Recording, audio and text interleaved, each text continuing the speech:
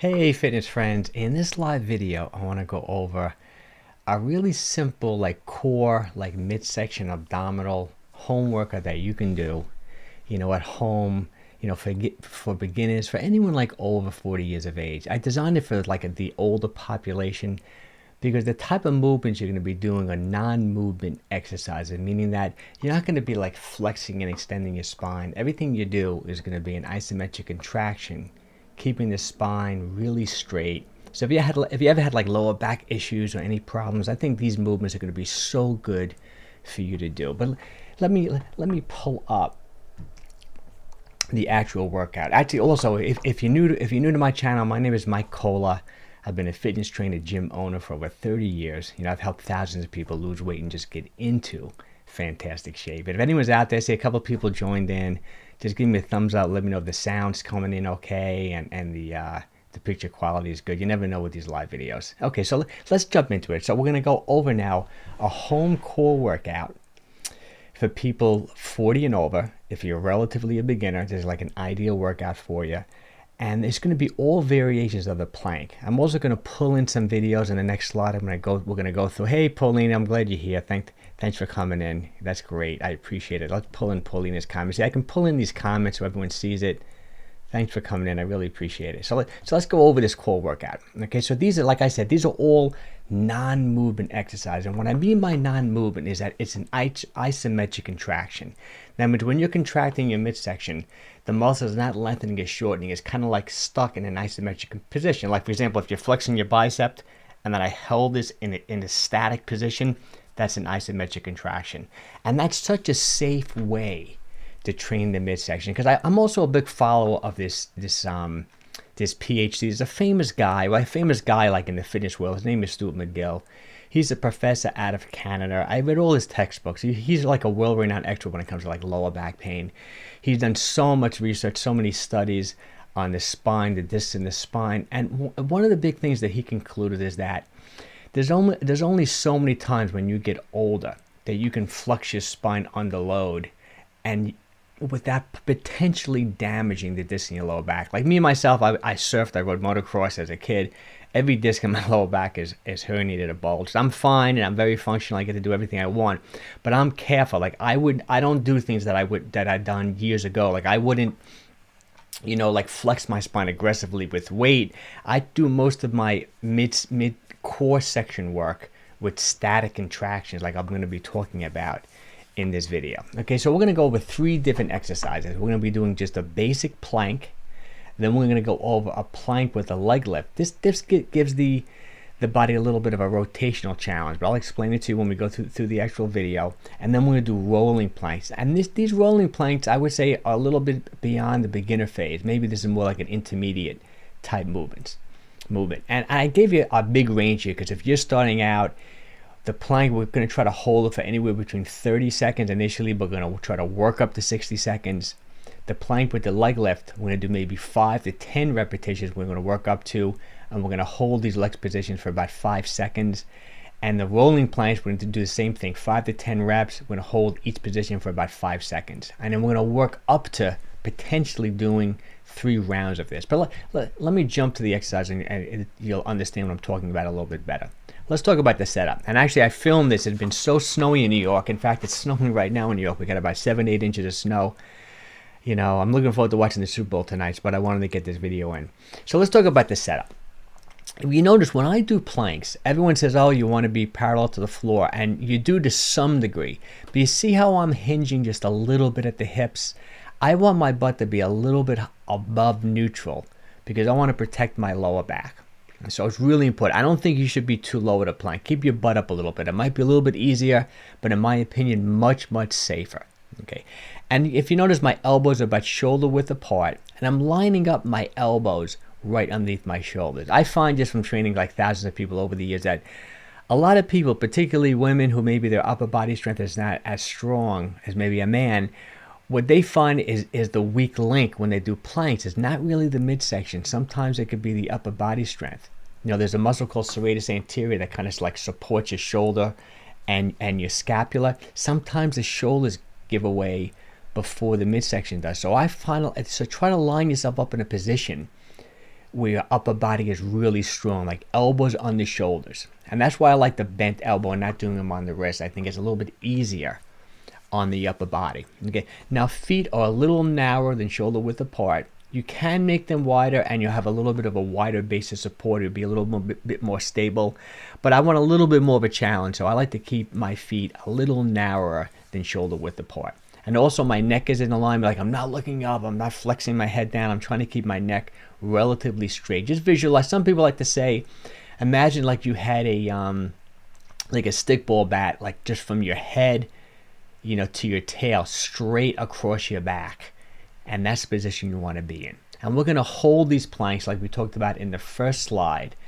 We're going to try to go for 30 seconds. If you can't do that, just do 5-10 seconds, do the best you can. But our goal is to be able to hold this position for a full minute. Okay, now let's go to the next motion. Now see how I'm kicking? Okay, this is the next exercise. These are like leg lifts with planks. But if you notice that when I'm lifting my leg up, I'm going to hold this position for about 5 seconds. I'm not breaking down. And what I mean by not breaking down is that I'm not twisting, I'm not turning, I'm not arching my back, I'm not, you know, flexing or arching my pelvis. I'm keeping that stable neutral position. That's half the exercise, is not moving. You're keeping your spine straight. And by lifting your leg up, you're creating a rotational challenge. That means you're hitting like those internal, external obliques. And actually, the hip that's on the ground is being challenged because your whole left side, when you lift your leg up, wants to fall to the ground. You're preventing it. It's like a non-movement exercise. Great challenge. Super incredible, safe way, you know, to train the midsection without really putting pressure on your back, without overtaxing your system. Okay, so let's go back to that first slide. So our goal is going to be, if you can do 5 reps at first, great. We're going to hold that leg up 5 times. So it's like 1, hold it for 5 seconds, then you lift the other leg, hold it for 5 seconds. We're going to do 5, but the goal is to get up to 10 repetitions of that over time. But don't rush, you know, take your time with it. Okay, now let's go over to the final movement. This one's somewhat challenging. See these rolling planks, but let's look at the setup. So we're going to set up just like, I want to back that up a little bit. We're going to set up just like we did our initial plank, right? But see my move, see how I'm letting this arm slide, and I'm going to slow this down. See, that's the stability point. And now I'm going to roll up onto my side. Once again, nothing is breaking down. My neck and head is aligned with my spine. I'm not letting this part, I'm not letting my hip dip to the ground. We're keeping that neutral, stable spine. So now we're hitting the side of the core. The main muscle is 𝘾𝙊𝘼𝙾, and plus it's also a nice challenge to the shoulders and to the upper body as well. Now we're going to roll back now into just a normal planking position. We're going to hold that for 5 seconds. Now we're going to do the same thing the opposite way.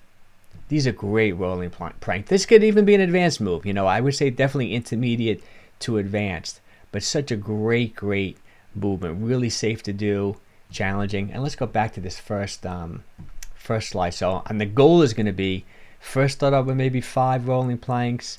You're going to hold each position for 5 seconds, and we're going to do 10 repetitions. That's the goal eventually. And once you get going with this, if you can do this 2 or 3 rounds of all 3 exercises, I think that would be incredible. So let's quickly review. So here's the basic plank, right? Then we get the leg. Let's start it over. Let's do that basic plank. With this software, it's a little hard for me to get this. There you go. That's the basic plank. Then we're going to do our leg lifts, and then we're going to do our rolling planks. And the goal is to go 3 rounds. I think you can probably do 3 rounds, maybe in about 10-12 minutes. And I've been doing a lot of these exercise videos live in the past week. I did one yesterday on how to train your shoulders with resistance bands. You'll see, actually, I don't keep these videos on my front page of the YouTube channel, like kind of in the live section. But if you just hit videos, you'll see, because I don't think these videos don't rank. People just watch them when they're live, you know, pretty well. It's hard to, they get these things to rank well. Thanks, Pauline. That's great. Okay, so let's take some questions. Anyone have any questions out there? If you want to ask me any questions, it doesn't have to be about these exercises. Could be about intermittent fasting. I released a cool video this morning about intermittent fasting. I'm trying to make my videos a little more like story based behind. I'm going to start talking about, I've trained hundreds of people over the years. So I'm going to do a lot of case study type videos. I talked about a gentleman that I trained about 6 months ago who I put him on an intermittent fasting program. Really simple. He lost like 9 pounds in a month, and then in 2.5 months he lost 20 pounds, and he's been doing really, really well. And people people seem to like the stories. They seem to remember what I'm talking about if they can relate to someone in the video a little bit. So any questions about anything? I can pull anything. Do you have any questions, Pauline? I really appreciate you. I know you're always watching my videos. I love you leaving. I know you leave comments, which I love. I love answering everyone's comments. Okay, any questions? I guess not. Okay, well, I really appreciate everyone who tuned in. I hope you enjoy these exercise videos. Sometimes people complain that it's off my niche. I'm known now for this intermittent fasting and for dieting and weight loss, but not necessarily for exercise. I think Pauline's got a question. Let's see what we got here. Okay, Pauline, how many times a week should you suggest you do the resistance training? I think twice a week. I think twice a week would be great. I mean, 3 times would be ideal, but even twice a week is really good. A lot of it initially is how hard you do them. If you find them really challenging, you want to create a response, right? You want the muscles to get stronger, so you need a little bit more recovery. So initially, once you start out with 2 days a week, and if you have the time, work up to 3 days a week. It'll take you about 10 minutes, okay? Let's see. So we got another question here. Mr. G, what do we got here? What are rolling planks? Okay, Mr. G, so let me show you what the rolling plank is. Okay, the rolling plank is, see, when you're rolling, you start with a neutral position. See how I'm rolling to my side, challenging my quadriceps bone, challenging the side, and then we come right back down. You'll see we're going to come back down to neutral, and we hold that, and then we roll up again the opposite side. And actually, I'm going to, even though this is a live video, I'm going to leave this video posted on the channel. But it'll be in the live section, so you can review. You can really study these. You really can study these videos, so you make sure you're doing the technique properly. Okay. Any other questions out there, Mr. G, Pauline? Anything else? Let me see, Pauline. Thanks, Pauline. Thanks. I guess there's a little bit of delay. I know. Okay. Oh, you like the one. Thanks, Mr. G. I know there's a little bit of a delay, when it comes to Oh, sure, no problem, Mr. G. I appreciate you watching. Actually, sometimes a little bit delay with these live videos. On the comments, they don't initially come up. That's why I don't want to just jump off. So, any other questions, guys? Okay, well, I guess I'm assuming everyone's gonna watch the Super Bowl. I'm looking forward to it. It should be a lot of fun. Okay, well, take care. Once again, I really appreciate everyone watching my videos, subscribing to the channel. I'm such a small channel still, but everyone showing up and leaving comments, everything really keeps me going, keeps me doing it. Well, take care, everyone. Have a wonderful weekend, and I hope everyone is staying safe and healthy. Take care, everyone.